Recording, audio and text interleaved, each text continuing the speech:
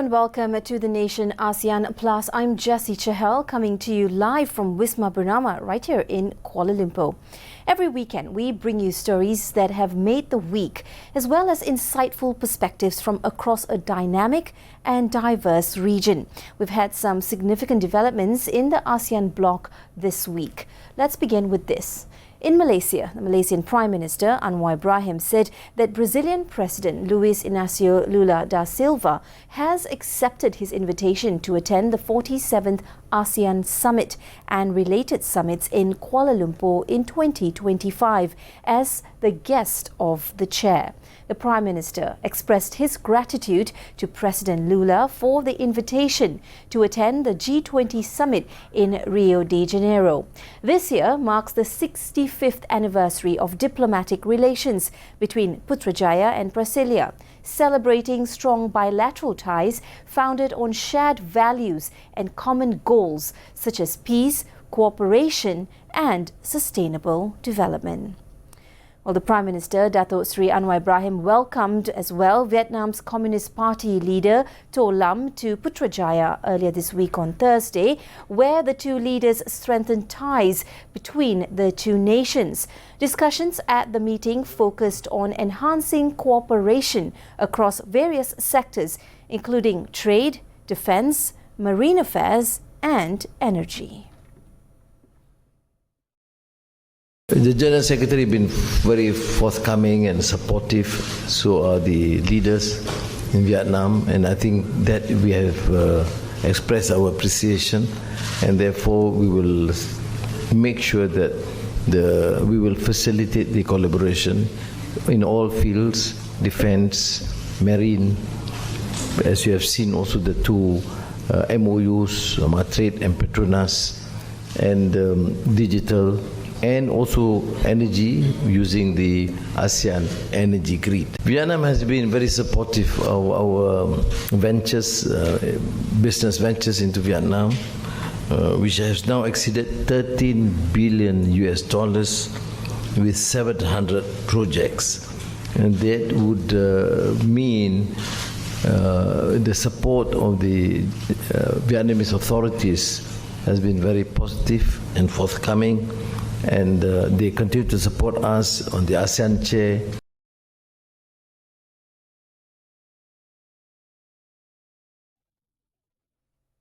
Well, the Prime Minister, Dato' Sri Anwar Ibrahim, has described his recent visits to Egypt, Saudi Arabia, Peru and Brazil as a step towards restoring Malaysia's prominence on the global stage.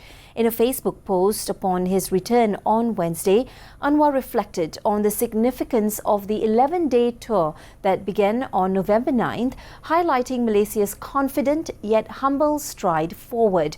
These visits, which included official invitations as well as discussions with leaders from 19 countries, enhanced global partnerships and opened new opportunities to boost the prosperity of the nation and its people amid the uncertainties of the global geopolitical landscape.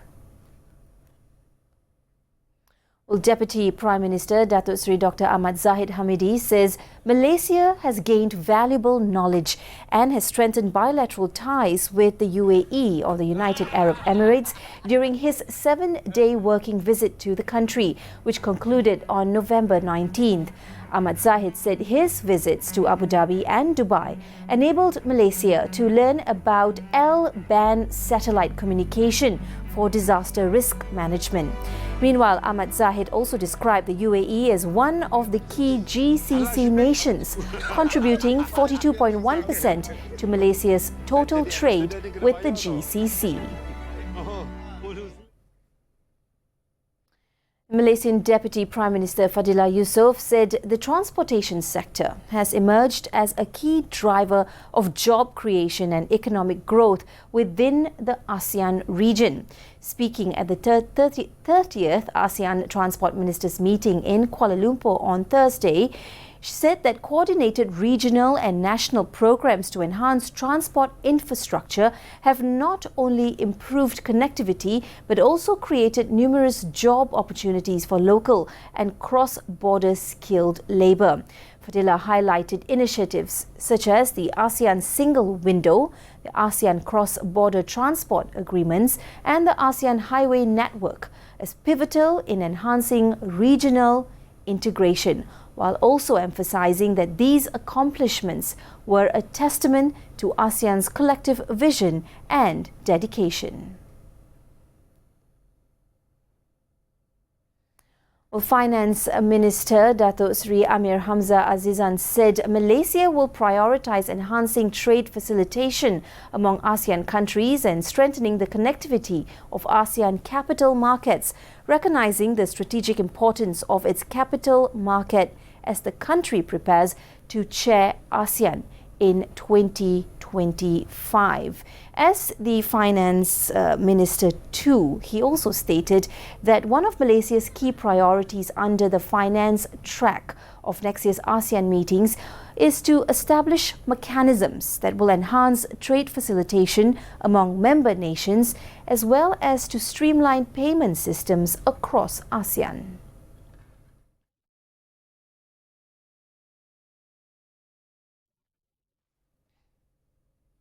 Well, according to the Foreign Ministry, Malaysia has been successfully re-elected to the United Nations Commission on International Trade Law for the 2025-2031 term. The election, held during the 79th session of the United Nations General Assembly in New York on November 20th, saw Malaysia secure one of the 8 Asia-Pacific Group seats with the highest number of votes, receiving support from 179 out of 183 countries.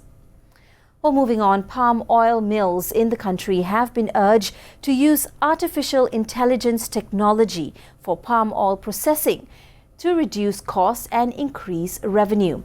Plantation and Commodities Minister Datuk Seri Johari Abdul Ghani said Min Sawi Industries in Kuala Kangsar said that their palm oil there, which utilizes AI technology provided by AIRSTRIKES in Berhad, can serve as an example to other palm oil mills.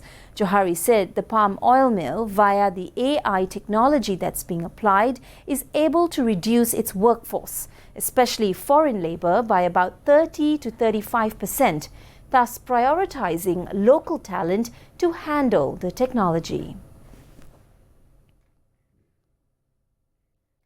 The Health Minister Dr. Zulkifli Ahmad said Malaysia will witness a projected 87,000 deaths from 2020 to 2030 if there is no intervention on the AMR, that is the antimicrobial resistance. He said the figure is equivalent to 0.26% of the country's estimated population of 33 million people, based on a World Health Organization report through a study conducted by the Western Pacific Regional Office. Now, according to the minister, in addition to the loss of life, this resistance also has a big impact on the economy. Malaysia has taken proactive steps through the Malaysian Action Plan on Antimicrobial Resistance 2022 to 2026.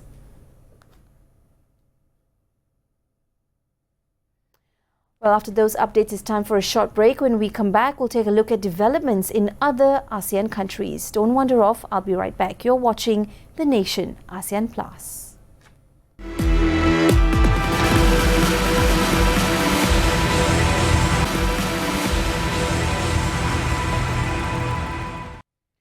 Welcome back. Thanks for staying with us right here on The Nation ASEAN Plus. Let's shift our focus now to Indonesia. According to the Indonesian Chief Minister for Law and Human Rights, Yusril Iza Mahendra, a Filipino woman was spared execution in Indonesia on charges of drug trafficking in 2015, will now be transferred home in response to Manila's request for a pardon. Mary Jane Veloso, a domestic helper and mother of 2, was arrested in the Indonesian city of Yogyakarta for carrying 2.6 kilograms of heroin hidden in her suitcase back in 2010.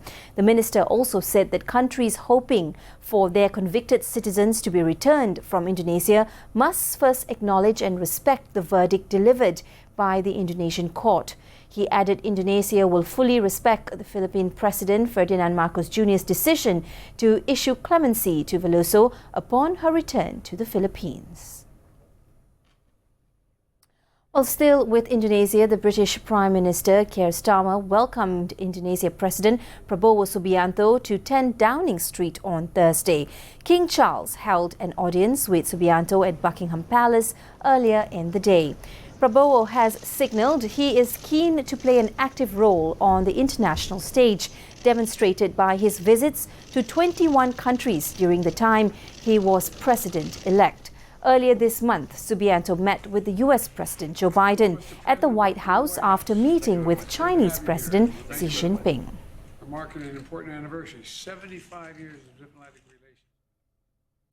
Well, in Singapore, the UN Human Rights Office has urged the authorities to stop the imminent execution of Rosman bin Abdullah for trafficking some 57 grams of diamorphine and to commute his sentence to an appropriate term of imprisonment. Here's spokesperson of the UN Human Rights Office, Ravina Shamdasani. We urge the authorities in Singapore to stop the imminent execution of Rosman bin Abdullah for trafficking some 57 grams of diamorphine and to commute his sentence to an appropriate term of imprisonment. If carried out, this would be the third execution for drug offences in Singapore this month. The use of the death penalty for drug-related offences is incompatible with international human rights law, and there is increasing evidence showing the ineffectiveness of capital punishment as a deterrent. We urge the Singaporean authorities to review their long-standing position on the death penalty in line with the growing international consensus on abolition.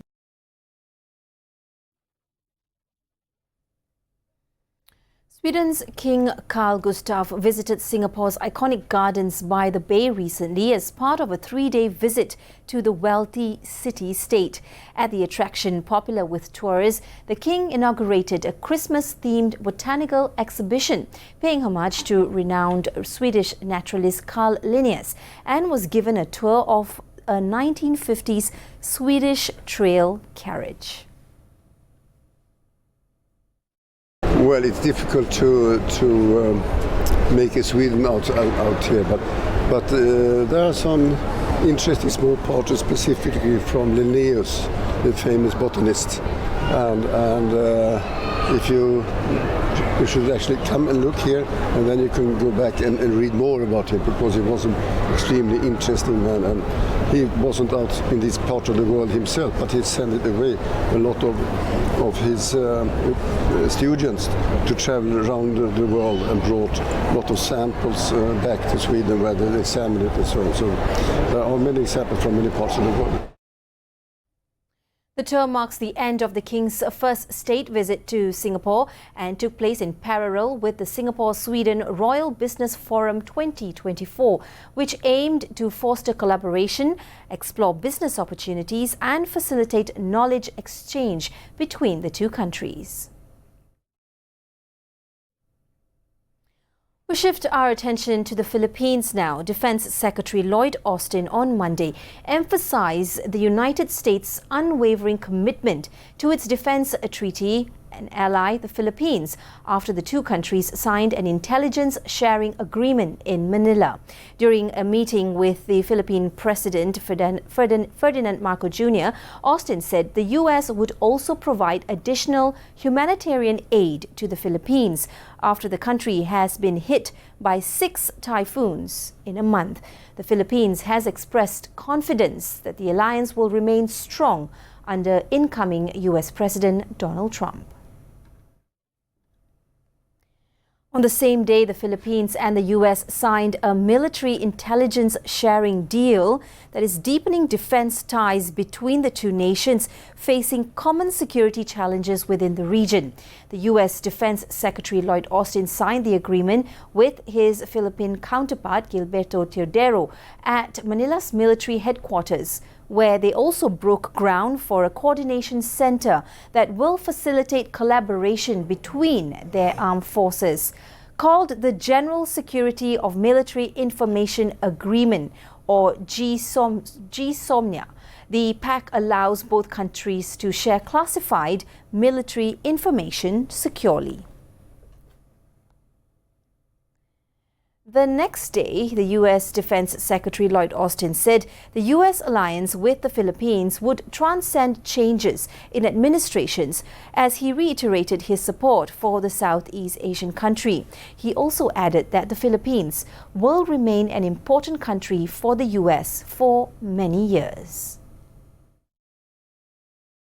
America is profoundly committed to the defense of the Philippines. Our commitment to the Mutual Defense Treaty is ironclad. And let me say again that the Mutual Defense Treaty applies to armed attacks on either of our armed forces, aircraft, or public vessels, including our coast guards, anywhere in the South China Sea. Then again, insofar as the Philippines is concerned and in partnership with the United States, our main theme of cooperation here, aside from being treaty allies, stands firm. Upholding of international law and the fundamental and the values of freedom and democracy. Thank you.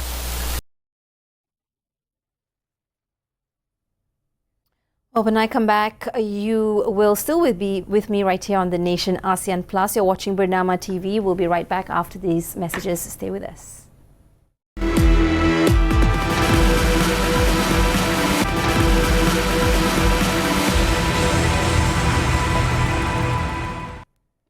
Welcome back. Thank you for staying with me right here on The Nation ASEAN Plus. We continue now with Laos. The Southeast Asian defense chiefs met on Thursday with China, the US and other partner nations in Laos for security talks, which come as Beijing's increasingly assertive stance in its claim to most of the South China Sea is leading to more confrontations. The ASEAN meetings come as member nations are looking warily toward the change in American administrations at a time of increasing maritime disputes with China. The US has firmly pushed a free and open Indo-Pacific policy under outgoing President Joe Biden, and it is not yet clear how the incoming administration of President-elect Donald Trump will address the South China Sea situation. On the same day, defense ministers of South Korea, the US, Japan, Australia and the Philippines met in Laos, where they condemned North Korea's deployment of troops to Russia. After the meeting between the five ministers, South Korean Defense Chief Kim Yong-yun said they agreed to respond to North Korea's troop deployment in close coordination with the international community. Kim said the ministers also agreed to strengthen cooperation to ensure freedom of navigation and prosperity in the Indo-Pacific region. Well, from that, we move on to some sad news from Thailand. Thai police and Australian Prime Minister Anthony Albanese said that an Australian teenager has died on Thursday after drinking alcohol contaminated with methanol in Laos. The fourth person now suspected to have died in the incident. Bianca Jones, aged 19, fell ill last week in Vang Vieng, a town in the Southeast Asian nation popular with foreign backpackers. She died on Thursday after being transported to a hospital in neighbouring Thailand for treatment on November 13th. Australian media said Jones was the fourth foreign tourist to die after consuming contaminated alcohol, following two Danes and an American. Jones's friend, Holly Bowles, also 19, remains in a critical condition in hospital. Right now our daughter remains in intensive care unit in critical condition. She's on life support. We'd just like to thank everyone from back home for all the support and love that we're receiving. But we'd also like for people to appreciate right now we just need privacy so we can spend as much time as we can with Holly. Counterfeit alcohol is an issue in Laos, with the Australian and British governments warning citizens to exercise caution when consuming drinks in the country. Moving on, Xinhua reported, and quoting official data on Monday, Thailand's rice exports soared to 20% year-on-year to 8.37 million tonnes in the first 10 months of 2024. According to the Ministry of Commerce, the Southeast Asian country is projected to ship out rice exceeding 9 million tonnes this year, valued at over $6.4 billion. The upward trend was due to continuous orders supported by the increased and high-quality yield of in-season rice, thanks to adequate water supply for cultivation, as well as high demand for Thai jasmine rice in key markets, the ministry said in a statement. Well, that's all the time we have. This has been your weekend insight into ASEAN. Stay informed with The Nation ASEAN Plus only on Bernama TV. Thank you for tuning in and keep it locked on to Bernama TV for many more updates. Bye-bye.